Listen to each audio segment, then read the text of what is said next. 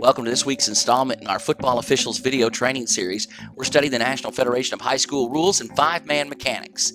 Technical advisors are Greg Downham, Dax Hill, and George Demetrio. Video technical assistance provided by Jim Woods and Sam Porter. I'm your host, Todd Allen, the Executive Director of the Arkansas Association of High School Officials. Visit our website at aahso.com. We're helping good officials get better.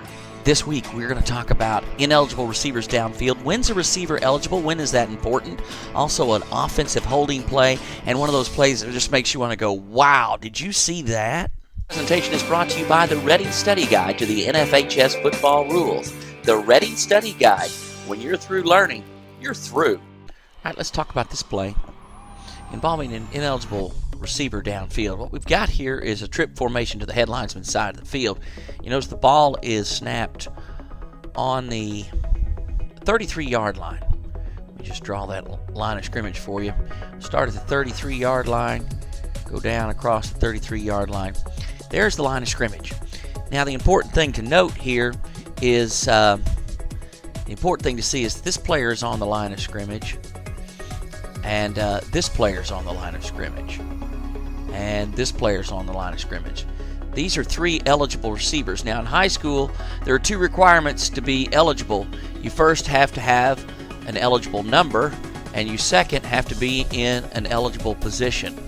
What we like to say is you have to be eligible by both number and position. So, what are the positions that are legal? What positions make you eligible? Well, one is you can be on the end of the line of scrimmage. This player's on the end of the line of scrimmage, and this player's on the end of the line of scrimmage.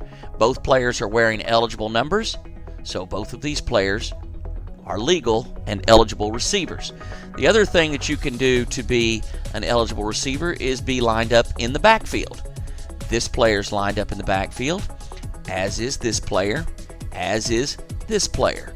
All three of these players are also wearing eligible numbers. They're eligible by position, and they're eligible by number. So, the only oddball in this, because these are the five players numbered 50 to 79 on the interior line. 1, 2, 3, 4, 5. So, who's the oddball in this whole formation? The oddball is this player right here, the tight end. He is eligible by number, but he is not eligible by position. So, he is an ineligible receiver. Now, why is he not eligible by position? Because this player is occupying the spot on the end of the line. Now, we also know that formations have to have 7 men on the line of scrimmage. So we look here, 1, 2, 3, 4, 5, 6, 7, 8. That tells us, again, that there is an oddball. This player's in the right position. The problem is this player right here. He is actually supposed to be lined up right here. If he did that, we'd have 7 players on the line of scrimmage, and we would also have 4 players that were eligible. In addition, we'd also have the quarterback who would be eligible. So, we talk about this tight end in the formation. It's very important that the offensive scheme give us a clear stagnation between this wide out and this tight end, so the defense would account for this tight end as being an eligible receiver. Let's watch this play and see whether they really act like they are accounting for him as being eligible. You see he's out and down here in the middle of the flat, catches the ball on 2nd and long, and ends up, we have a first down. Let's go back and take a look at the defense as this player comes off of the line of scrimmage. Take a look at how the defense reacts to him. They just let him go. He's just out here in space all by himself. You see the Mike linebackers looking at the quarterback's eyes and playing a delayed draw or run play here. And everyone else, this player's dropping back in coverage, although he's letting this receiver go. And this player is going, let me wind it back just a little bit more so you can get a better look at this. As these players come off the line of scrimmage, you can look and you can see this player is playing him very, very soft, but he's playing him. This player is playing this receiver here. So this guy's getting passed off to the deep corner. So the linebackers are floating here and here, picking up a double coverage here, or a cover 2 formation, and this guy's just left out here in space because they don't account for him as being eligible in the formation. That's why it's very, very clear when we have a tight end wearing an eligible number in the formation, we have to make sure the formation is legal, determine the tight end's eligibility, and then we've got to track him and know that if he goes downfield and then we have a forward pass that crosses the line of scrimmage, which we have here, we now have a foul for an ineligible downfield, foul code IDP. And head linesman, this is your call. You got to make it. Save the crew here. Pick up this play where we get up an easy first down because of an illegal formation. All right, let's take a look at this play and compare it to the previous play as far as what players are eligible and what players are ineligible. Now, the main difference between the previous play and this play is the previous play had a tight end involved. This play, we just have twins in a wide formation. So this is a huge difference in philosophically how we handle these two plays. Because with these twins wide in the formation, you see that's these two players here. And the reason these philosophies are different is because look at the difference in the way that the defense handle these players. These wide players, even though their feet are very close as far as whether they're on the line of scrimmage or not, look at the separation between these two players. It's less than a half a yard. They're basically standing at the same spot on the field. But let's look at how the defense handles these players. We've got one defender head up on him, one defender head up on him. And the reason for this is very, very simple. Because when these players get wide in the formation like this, the defensives just automatically account for them as being eligible. So we use this blade of grass theory or blade of grass philosophy because all we need for separation so that both of these players are eligible is just a blade of grass. And you know how minuscule a blade of grass is. So what we're just saying is there doesn't have to be any real stagnation between these two wide players for both to be eligible because the defense is going to get head up on them. But let's just say, for example, and now let's compare this formation now to a formation, let's say, that had a tight end. So let's just make this guy a tight end now instead of a tackle. So he's wearing number 84. So remember what we said, when there's a tight end, the offense has to give us a clear stagnation in the formation so we know the tight end is eligible. Well, now with this tight end, there's this player on the line of scrimmage, this player on the line of scrimmage, and this tight end would be on the line of scrimmage. So if this in fact were a tight end, then this player would be ineligible and this player would be ineligible because we're not using the blade of grass philosophy because we have a tight end. So now with a tight end, we have to have that clear stagnation in the formation to have players eligible.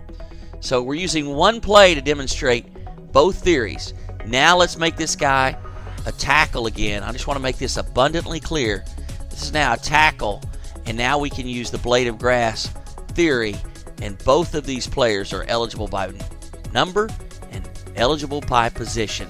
So these two players are both eligible receivers in this play. And now let's watch what happens with this play. See, one goes out, one stays in, but they're both eligible. This is a perfectly legal play, and we end up with a pick. And now I want to just watch something else here. I didn't notice this earlier in the day, but let's watch this. Let me back this thing up again. I want to show you something. I didn't notice this earlier when I was watching this play, but watch. There it is. You see what he did? He dropped his beanbag. See, there's his beanbag coming out right there. So he's marking the spot of the interception, which in our game, it can never be a basic spot. And so there's no need to throw a beanbag on an interception because it's not the end of the run, nor is it the end of the kick. So So there's no reason it can be a basic spot. So there's no reason to throw a beanbag on an interception in our game. You'll see that on Sunday in the NFL because it can be an enforcement spot in the NFL, but not in our game and not in the college game. So back judges, line of scrimmage officials on an interception, no reason to throw your beanbag. You're just going to have to walk down and pick it up. And it gave me an idea. If next week we're going to do a little block on when we throw our beanbags. Instead of calling these fancy little tools that we carry around in our bag a beanbag, we're going to give it a new name. We're going to call it what I call it, which is a BSI. A BSI instead of a beanbag. So throw out the beanbag. And why do I call it a BSI? Because it's actually, we're throwing this because when we throw our beanbag, it becomes a basic spot indicator. And what exactly do I mean by a basic spot indicator or a BSI? That's what we'll talk about next week in our video. So be sure and tune in and catch that. So this play, we've talked about the difference between the blade of grass theory and the philosophy for when a tight end's in the formation, how we have to have that clear stagnation. Hope that helps with formations and ineligible players being downfield. One more play that I want to take a look at. Let's talk about offensive holding. And I want you to watch this player that comes into motion here. And he grabs, there's double team there on this linebacker. And then pulls him to the ground and basically just sits on him. So that grabbing action and then jerking him to the ground right at the point of attack, that's a grab and restrict. That's clearly offensive holding. It happens right at the point of attack. Line judge, you're looking right at this play, and also the head linesman, you got a shot at this. Even the back judge might help us on this play because we clearly have an offensive foul here. We just grab this player right at the point of attack and take him down to the ground, and the ball carrier goes right by.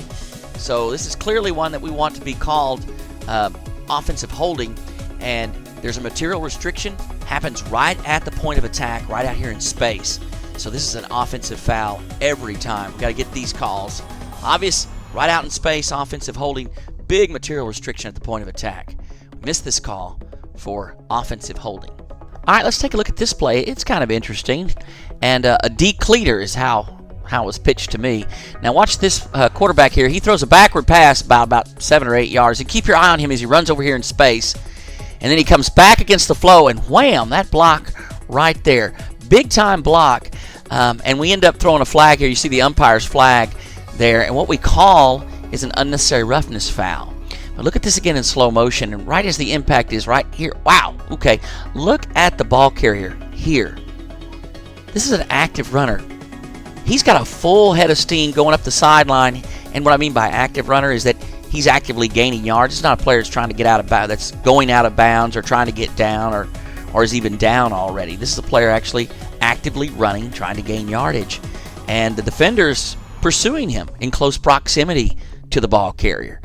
And then we get this hard block. I mean, it's big and it's full speed, running in the complete opposite direction here, and completely lifts him off of his feet here and onto the ground. It's a nasty block as far as how violent it is, but it's perfectly legal. He doesn't hit him high, doesn't lead with the crown of his helmet, doesn't spear him, doesn't hit him in the back. It's a front side block. Of course, the defender's looking at the ball carrier, doesn't see the block coming, comes from his blind side, but it's not a block in the back. And it's a perfectly legal block, and we throw it just because it looks ugly. And that's overstepping our authority. These blocks perfectly legal, and this is another great play where more than one person should have seen this action. Another great play we should have gotten with this umpire after this flag goes down. What do you got? And then tell him this is an active runner. The block's not high. It's not to the head or above the shoulders. It's not in the back. There's just nothing illegal about it. And we've got to give this umpire enough information that he's able to process this play and make the decisions himself to pick up his flag. This is not a foul for unnecessary roughness, and we improperly officiate this play. Well, we took a look at quite a few plays this week, and some stuff that was a little bit different than what we've talked about in the previous weeks, but that's okay. Since from the beginning of the season until now, we've just been building on things and moving through these modules a week at a time, hoping to get better each and every week. last few weeks of the season now. Some of these games coming up this week are going to be hugely important to the playoffs, which are just right around the corner. So these are the last 2 weeks when we really need to be on our game. We need to give 110%, spend a little extra time preparing for our games this week, because as these important games come up, we want to be peak performance, give these kids the absolute best work that we've been building up to all season long. So with that in mind, appreciate you checking out the videos. A couple of email addresses I'd like to put up on the screen here. If you have any questions or comments or anything that you'd like to share with us about the videos, how you're using them, whether they're helping you or what we can do in the future to help your crew get ready each and every week for your game, I would appreciate you dropping me an email. Until next week, get out there, give them your best, have a great week, and thanks for checking out the videos.